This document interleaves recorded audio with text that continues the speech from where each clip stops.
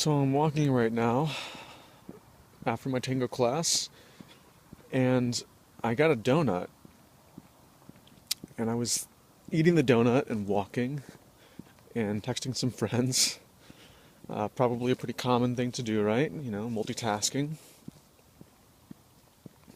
And I stopped multitasking, and I really just like emptied everything else that was happening in my mind and left the donut in my mind, in my senses.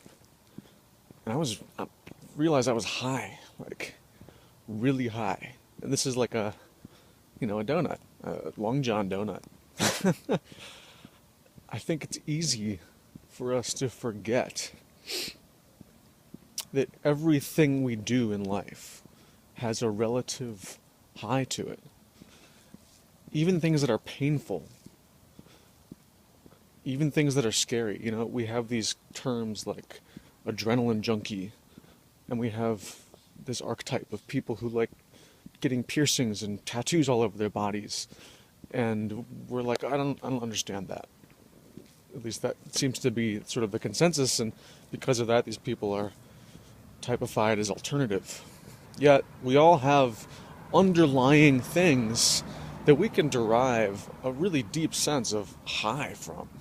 And whether it's the dopamine that we derive from sugar from a donut, or an orgasm during sex, all that is between us and this high generally is ourselves and all the things that we have swimming around in our minds.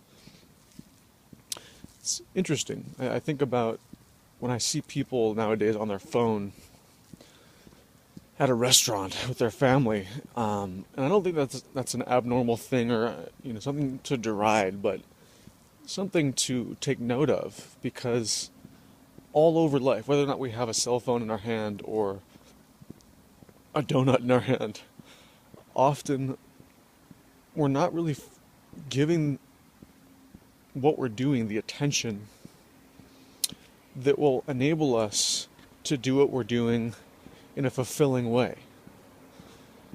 I think that even doing things like menial tasks or like labor, mopping the floor, doing dishes, are things that we can derive relative highs from. And I keep saying relative high. And I guess what that means to me is, like, if I ask somebody how they're doing and they say good, that's different for everybody. Sometimes when I eat food, I literally have like what is hilariously called a foodgasm, whereas other people just have a hamburger, So these relative highs are there in everything, in every part of life, anything that we can sense.